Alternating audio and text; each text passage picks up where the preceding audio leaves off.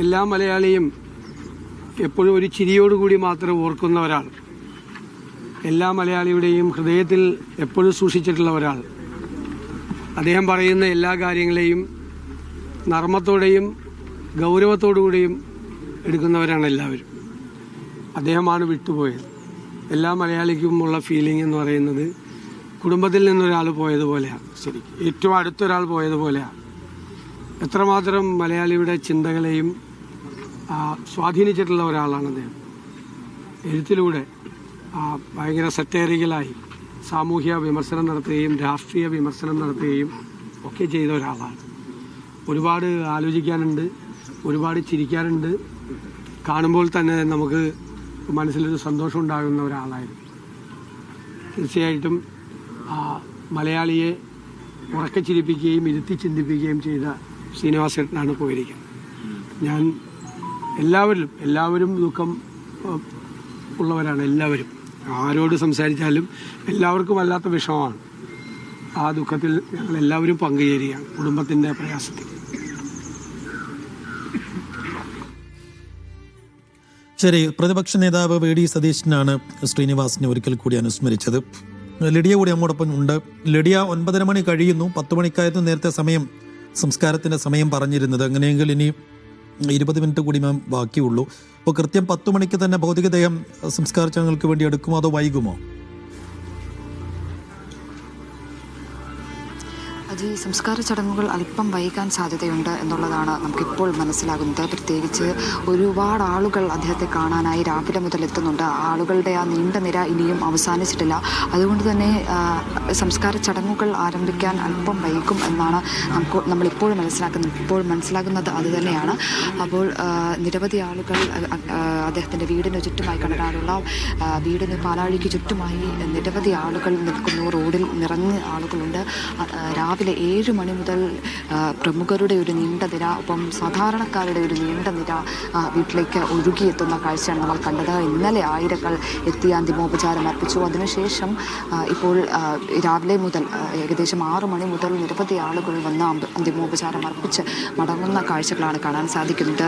തമിഴ് നടൻ സൂര്യ എത്തി, പൃഥ്വിരാജ് എത്തി, ഒപ്പം രമേശ് പിഷാരടി അടക്കമുള്ള, ഇന്ദ്രൻസ്, ജഗദീഷ് അടക്കമുള്ള പ്രമുഖർ എത്തി അന്തിമോപചാരം അർപ്പിച്ചു. പ്രത്യേകിച്ച് രാഷ്ട്രീയ മേഖലയിലെ പ്രമുഖർ രമേശ് ചെന്നിത്തലയടക്കം, മന്ത്രി കടന്നപ്പള്ളി രാമചന്ദ്രനടക്കം, വി ഡി സതീശനടക്കം എത്തി അന്തിമോപചാരം അർപ്പിച്ച് മടങ്ങി.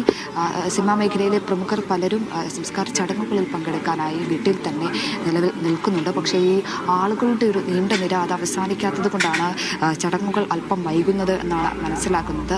എന്തായാലും തങ്ങളുടെ പ്രിയപ്പെട്ട നടനെ, പ്രിയപ്പെട്ട സംവിധായകനെ, പ്രിയപ്പെട്ട എഴുത്തുകാരനെ അവസാനമായി ഒരു നോക്ക് കാണാൻ ആളുകൾ അക്ഷമരായി കാത്തു നിൽക്കുകയാണ്.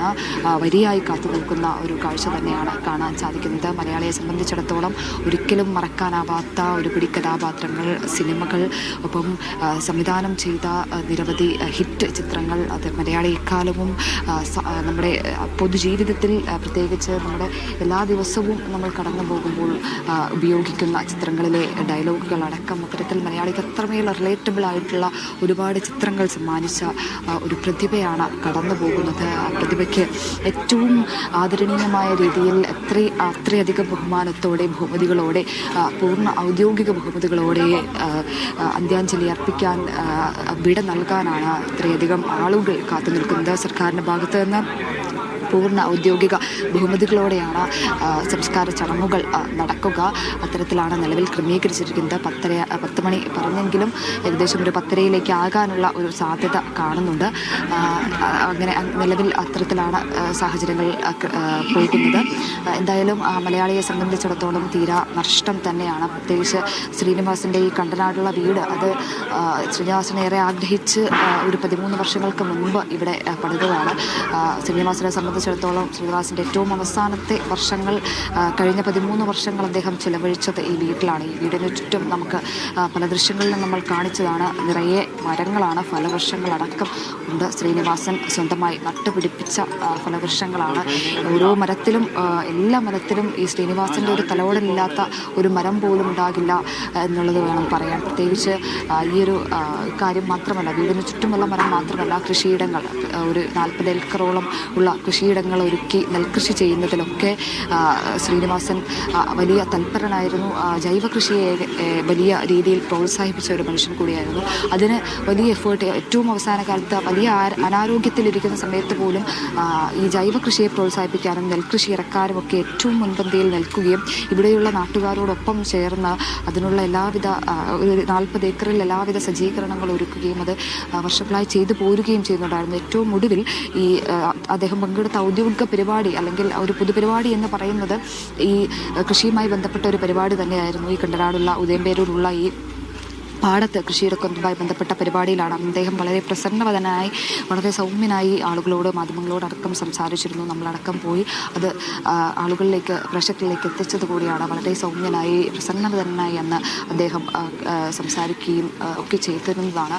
അതിനുശേഷമാണ് ഇപ്പോൾ ഈ ഒരു മാസങ്ങൾക്ക് ശേഷം അദ്ദേഹത്തിൻ്റെ വിയോഗം അത് വലിയ വേദന ഉണ്ടാക്കുന്നതാണ്. പ്രത്യേകിച്ച് നാട്ടുകാരെ സംബന്ധിച്ചിടത്തോളം ഓരോരുത്തരുമായും പ്രത്യേക അടുപ്പം സൂക്ഷിച്ചിരുന്ന ഒരു വ്യക്തി കൂടിയാണ്. എല്ലാവർക്കും ഏത് നേരത്തും കയറി ചെല്ലാൻ പറ്റുന്ന അല്ലെങ്കിൽ അടുത്തേക്ക് പോകാൻ പറ്റുന്ന അത്രയും സ്വാതന്ത്ര്യമുള്ള, അത് സാധാരണക്കാരനും അതുപോലെ തന്നെ ഏത് താരത്തിനും സാധാരണക്കാരനും ഒരുപോലെ അടുത്തേക്ക് ചെല്ലാൻ അപ്രോച്ച് ചെയ്യാൻ പറ്റുന്ന അത്ര അപ്രോച്ചബിൾ ആയിട്ടുള്ള ഒരു മനുഷ്യൻ എന്ന് വേണം പറയാൻ. വളരെ സാധാരണക്കാരനായിട്ടുള്ള മനുഷ്യൻ പട്യത്തു നിന്ന് തുടങ്ങി കണ്ണൂർ പാട്യത്തെ വെള്ളരി നാടകങ്ങൾ കളിച്ച് പാടങ്ങളിൽ വെള്ളരി നാടകങ്ങൾ കളിച്ച് തുടങ്ങി ഇന്ന് ഇവിടെ എത്തി നിൽക്കുമ്പോൾ വരെ എല്ലാവരോടും ഒരേപോലെ പെരുമാറുന്ന, സാധാരണക്കാരുടെ വിഷയങ്ങൾ അറിയുന്ന, അത് പഠിച്ച് പ്രേക്ഷകരിലേക്ക് എത്തിക്കുന്ന ഒരു അതുല്യ പ്രതിഭ തന്നെ.